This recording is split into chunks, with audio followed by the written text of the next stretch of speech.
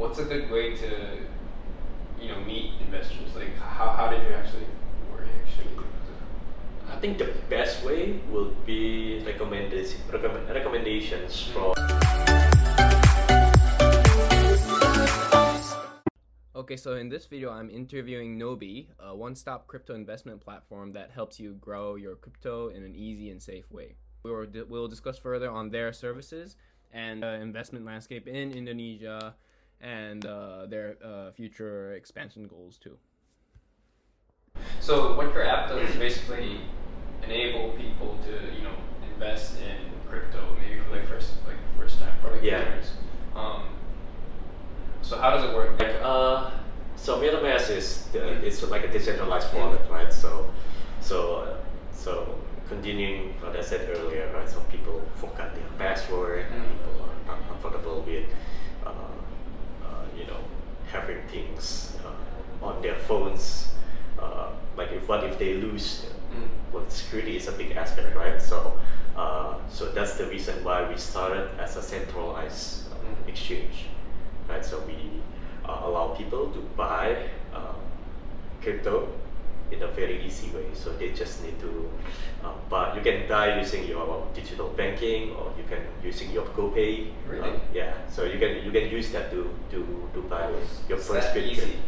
Yeah. We make it so it's as easy as possible and make it as easy as possible. Wow. Okay. No, because in Japan, I bought one. I bought Bitcoins and it wasn't easy, for me. So. Well, I don't know, right? So I think nowadays it's getting strict. So we have to do KYC, to check, make sure that you have your you verify your identity and all those things. So those are all done digitally. I know some companies. There are competitors here in Indonesia, Ajaib is a famous coin startup. What's your differentiator or Yeah. So Ajaib started as a stock app, right? So when you want to invest in stocks, I think Ajaib is one of the best here, right? Nowadays they start offering crypto, but they just started earlier this year. All right. Yeah, and I think they are more for traders, right? And for us, traders are fine. Some people are born trader, or they really like trader. They have the time to do the trading. For us, we are catered more toward investor. So normal people who I want to invest in Bitcoin, they buy Bitcoin and they do nothing with it. Or they just wait. Basically maybe more like a medium to long term investors. So we are easier. So we make the experience easier for them, and we build features catered towards investors. So we have auto buy. So this is auto buy features, which is that allows people to buy Bitcoin maybe every day or every week. So basically averaging their positions, right? So rather than estimating where's the best time to buy, we just tell them to, statistically, if you just, buy smaller but more often, more often than not, you will be in a better position than if you try to time your market, right? So we have those features available, making it easy for people, right? So we also have good staking features. So this is for people who owns crypto and they want to hold for a long while, maybe 6 months, a year, or just wait until maybe it's a college fund for their kids, those things, right? So we have those staking that basically earn them yield, right? And those features are not widely available here, so we build that for. I see. So the features and the usability is more focused in long-term investors. Yes, medium to long-term investors, in which we argue that there are actually more people. We started the app in 2021, right? That's when we first do the public launch of the app. I see. Right? So it's been growing organically, and we do some marketing, but not too much.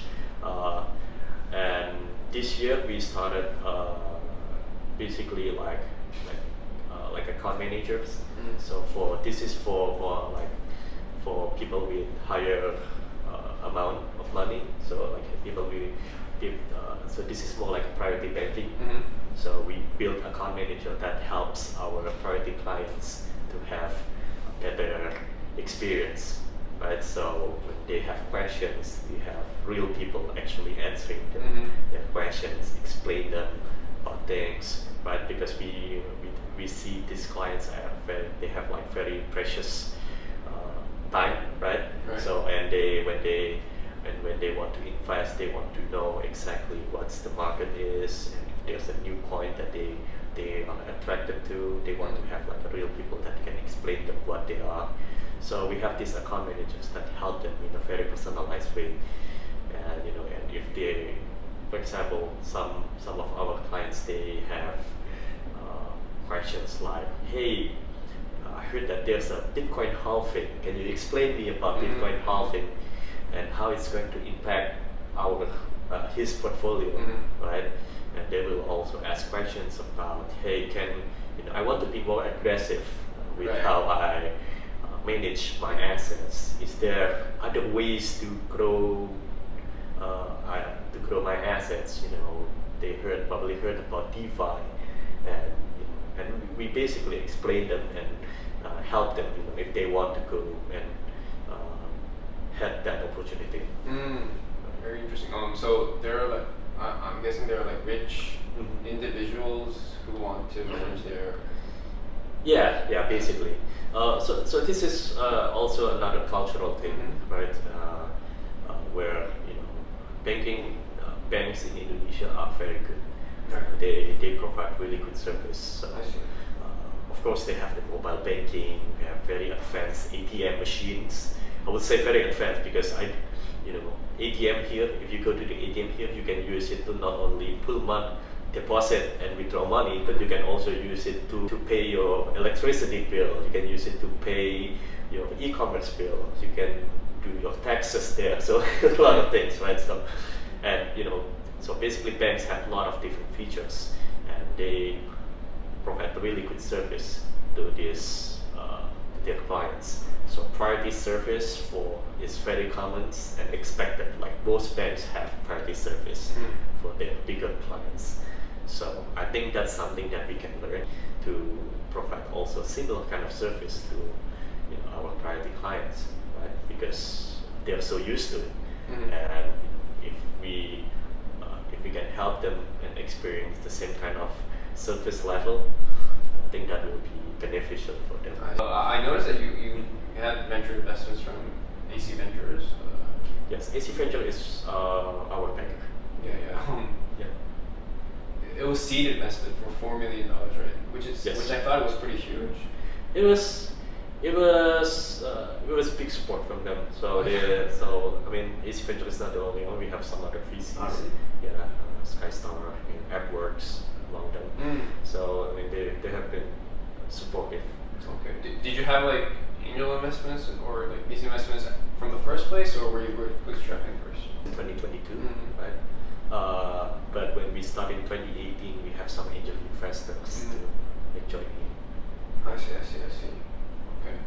Like, is it possible to like not have traction, just an idea to get investments here in Indonesia, or? It depends on the idea. It depends on the market size, the execution as well. I wouldn't say that it's 100% possible, right? But there are cases like that, right? So especially if the founders have good backgrounds and they deliver in the past, I think it makes angel investors more comfortable, or even VCs more comfortable investing in such companies. What's a good way to meet investors? Like how did you actually?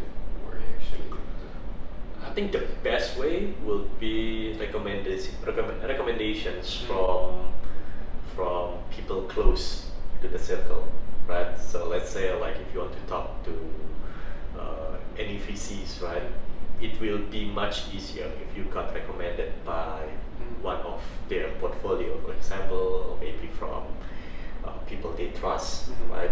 I think that will be the best way to get introduced. I see. They have their own strategies of trying to find companies to invest, right? So I think it's not something that you need to worry about. Right? If you're building a good stuff, then you should be okay, right? So I think they will find you. If you don't find them, they will find you anyway. For me personally, the way to go is to grow your business well,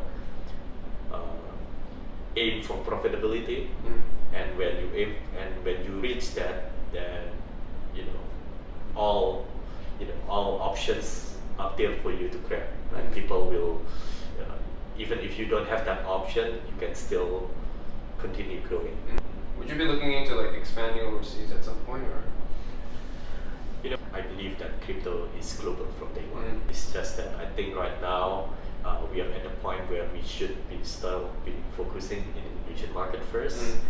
But if we have to expand, then I think we are looking for partners from in Japan or in other countries. I guess it's because the market is huge and it's there, and you know the market well, I guess.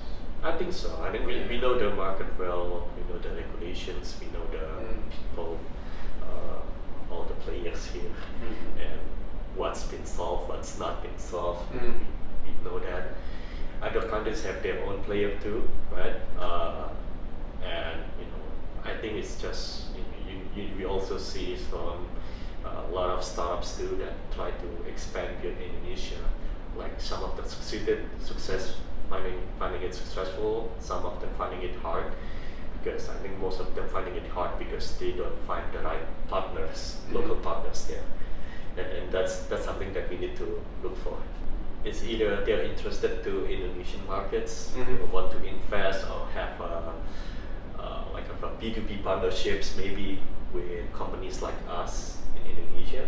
Maybe they are interested in investing in the crypto companies or fintechs in Indonesia, or maybe they already have big presence outside of Indonesia and they want to have presence locally.